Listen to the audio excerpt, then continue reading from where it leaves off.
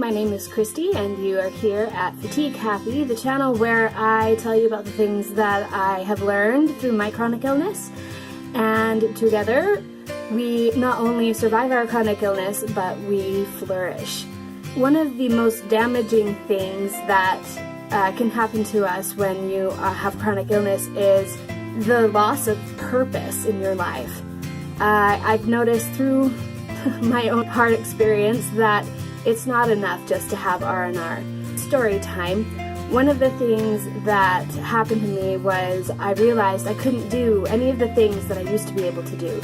I couldn't take care of my son, I couldn't take care of the house, I couldn't be a mom and a wife, I couldn't work, and I also had that mandate of I need to have lots of rest because if I don't, then it gets worse.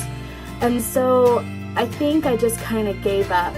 I took it to an extreme. I just, became a mindless blob on the bed. I didn't do anything that gave me any kind of sense of fulfillment or anything like that. And after a while, I realized it just wasn't enough. So I'm going to talk to you about some of the things that I feel like have been helpful to me in this process. And I gave myself a list of rules that helps me determine whether or not the activity that I do is purposeful in my life. And yes, my life is still difficult. I can't do the things that I used to be able to do, but I have found that by adding a few of the purposeful things that I have done in my life, I am way happier despite the chronic illness that I have. I bet many of you are asking, so Christy, I'm completely disabled. How do I even do anything? There isn't anything that I can do that feels fulfilling. And I want to beg to differ because there's always something that you can do. Anything that you do that feels rewarding or will last a long time is purposeful, even if it's really small. For example, you could make it your goal in life to make sure that you smile and say kind things to each person that comes and helps you that day. That's not a whole lot, but it can make a big difference to the people in your life. And if it makes a difference to those people in your life, it will make a big difference to you. Even if you can't do much more than just smile at the people that help you that day. Or call friends or family up and make sure that you talk with them regularly. Maybe you could write down in a journal, you could have a journal about this, all of the things that have positively affected you that day. I found that purpose can be found in education. I mean, nowadays we have education at the tips of our fingers. All we have to do is go online and look up things.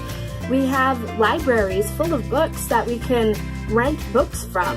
And I've even found that you can rent books online through apps. I really feel that we have so much access to learning that we can really pick and choose the things that we want to learn. And I feel like everybody should make sure that their brain stays young. And the only way to do that is to keep learning. One of the things that I started doing when I noticed that I needed a purpose was I started learning another language. I'm bilingual, I can speak Spanish, and I know that I'm really interested in other languages and other cultures, and so I decided that I wanted to try learning a different language other than Spanish.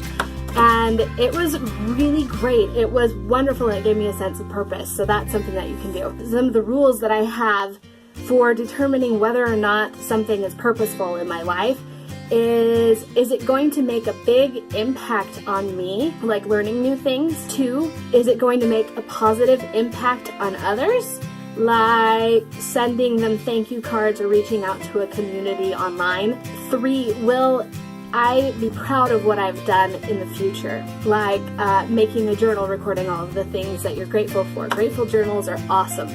And it makes it so that the people who read them later are very, not brought down, but brought up. Does that make sense? Alright, Christy, so if you're so smart, what have you been working on? Well, I'm not that smart one, but I have been working on a few things in my life. One is that this YouTube channel is one of them. I want to be able to help people who are in the same boat as me, and this is something that I can do in the comfort of my own home, and I can do laying down on bed, like with the editing part and things like that, so it's good in my point of view. The other thing that I've been working on is I've been writing a novel, and I hope to get a few short stories published and eventually the novel published, and we'll see where that goes. Hopefully it does go somewhere. If it doesn't though, it still feels like I've done something good, and those words that I've written are not going to go anywhere. I have been learning Japanese, and it's a tough language, not just because of the words and the sentence structure, but also because of the different writing. And it's been fun, it's been really difficult, and I haven't been working on it as much lately, but I haven't been giving up on it either. So I've been trying to find simple ways that I can to release my husband's stress valve. He does so much, and I found that if I can do little things like making sure that I have an idea of what we're going to have for dinner so that he can make it, or put together grocery lists, or be in charge of like I'm working on our insurance for this next year, etc., etc. If I can be in charge of those things, it takes a lot off of his plate and it makes it a lot better.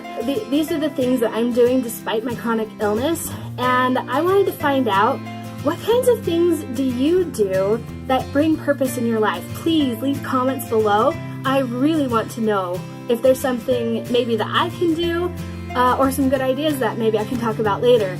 Let me know, and I'm interested in hearing from you. The main purpose of this video is that if you've been feeling like a spectator to your own life, adding something that can have purpose that you can do is going to make a big, big difference. Now, if you liked this video, please give me a big thumbs up. Please also subscribe so that you can see more videos. I plan on having Saturdays be my most consistent days. I'll be doing 1 to 2 videos a week. Hopefully, I want to be consistent with that. It's hard to say with chronic illnesses, you all know. And if there's anybody in your life that you feel can benefit from this video, please share it. And together we can not only survive our chronic illness, but flourish. Thank you so much for watching.